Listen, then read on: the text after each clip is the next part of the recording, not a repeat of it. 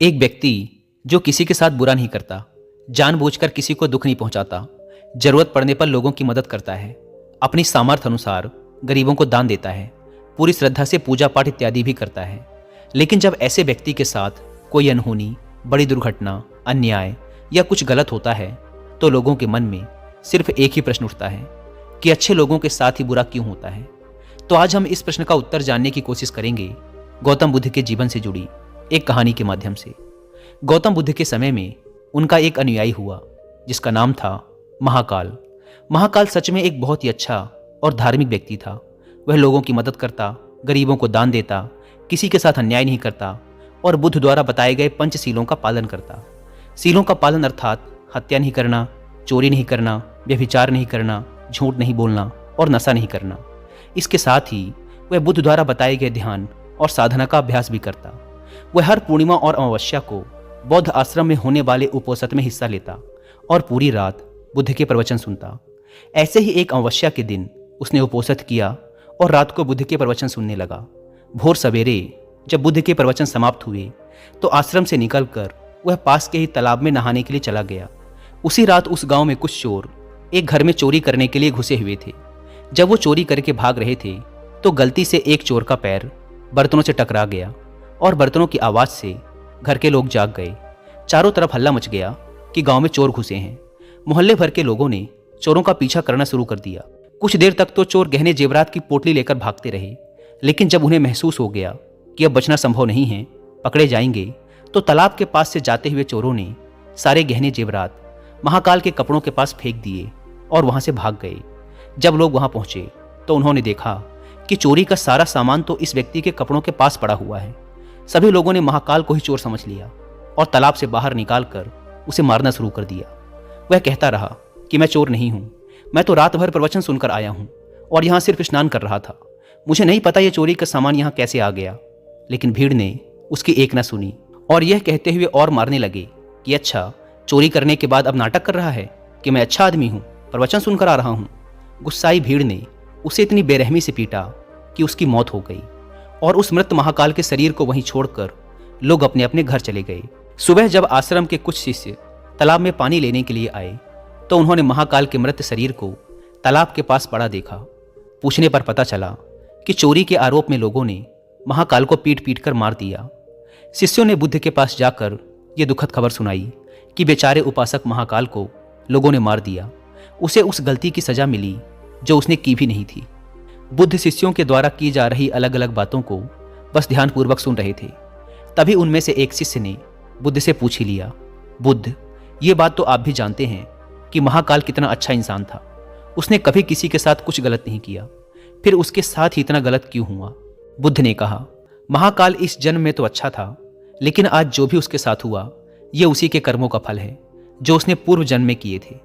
अपने पिछले जन्म में महाकाल वाराणसी के राजा के यहाँ एक राज अधिकारी था। वाराणसी के पास एक बड़ा सा व्यावसायिक गांव था जहां पर पहुंचने के लिए एक जंगल को पार करना पड़ता था। लेकिन उस जंगल में कुछ लुटेरे रहते थे जो कि वहां से गुजरने वाले राहगीरों और छोटे व्यापारियों के सामानों को लूट लिया करते थे। व्यापारियों ने वाराणसी के राजा से अपनी सुरक्षा की गुहार लगाई तो वाराणसी के राजा ने अपने उस राज अधिकारी को कुछ सैनिकों के साथ व्यापारियों से कुछ धन लेकर उन्हें जंगल पार कराने के काम पर नियुक्त कर दिया। राज अधिकारी महाकाल भी अपने काम को पूरी ईमानदारी से कर रहा था। वह लोगों से कुछ धन लेता और अपने सैनिक भेजकर उन्हें सुरक्षित जंगल पार करवा देता। एक शाम पति पत्नी का एक जोड़ा अपनी छोटी सी बैलगाड़ी में बैठकर राज अधिकारी के पास आता है और धन के बदले उन्हें सुरक्षित जंगल पार करवाने के लिए कहता है। लेकिन राज अधिकारी ये कहते हुए उन्हें मना कर देता है कि अभी जल्द ही रात होने वाली है, इसीलिए वो उनकी और अपने सैनिकों की जान खतरे में नहीं डाल सकता। उन्हें जंगल पार करने के लिए सुबह तक का इंतजार करना पड़ेगा। वो पति पत्नी बहुत आग्रह करते रहे कि अभी रात होने में बहुत समय है, वो उन्हें जंगल पार करा दे, लेकिन राज अधिकारी नहीं मानता और उन्हें सलाह देता है कि वो रात भर यहीं रुके। उनके रहने और खाने की व्यवस्था वो खुद करवाएगा। पति पत्नी को मजबूरन उस राज अधिकारी की बात माननी पड़ती है। असल में उस राहगीर की पत्नी बहुत सुंदर थी, जिसे देखकर राज अधिकारी उस पर मोहित हो गया था। उस पर काम वासना हावी हो जाती है और जब व्यक्ति पर काम वासना हावी हो जाती है तो उसे सही गलत कुछ समझ नहीं आता। वह आसक्ति की आग में जलकर अंधा हो जाता है और यही उस राज अधिकारी के साथ भी हुआ। उसने उन दोनों पति पत्नी के रहने और खाने की व्यवस्था तो कर दी, लेकिन साथ ही वह उसकी पत्नी को पाने की तरकीबें सोचने लगा। उसे एक तरीका सूझा। उसके पास एक बड़ा सा हीरा था। उसने उस हीरे को रात में चुपके से उस आदमी के बैलगाड़ी के सामान में छुपा दिया और सुबह होते ही हल्ला मचा दिया कि उसका कीमती हीरा किसी ने चोरी कर लिया है।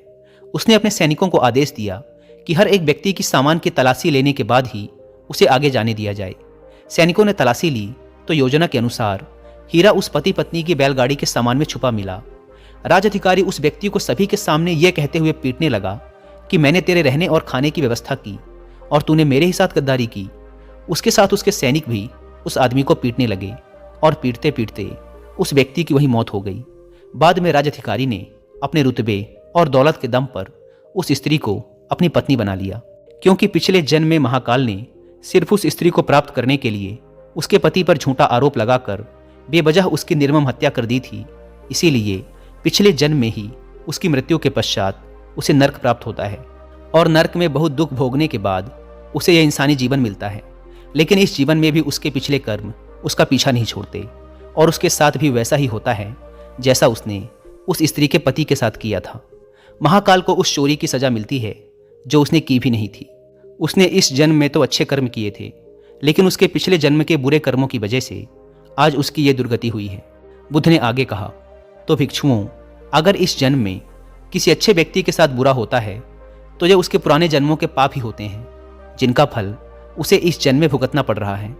इसीलिए मैं तुमसे कहता हूं कि अपने आज के कर्मों को सुधारो, ताकि तुम्हारे आने वाले जन्म भी सुधर जाएं।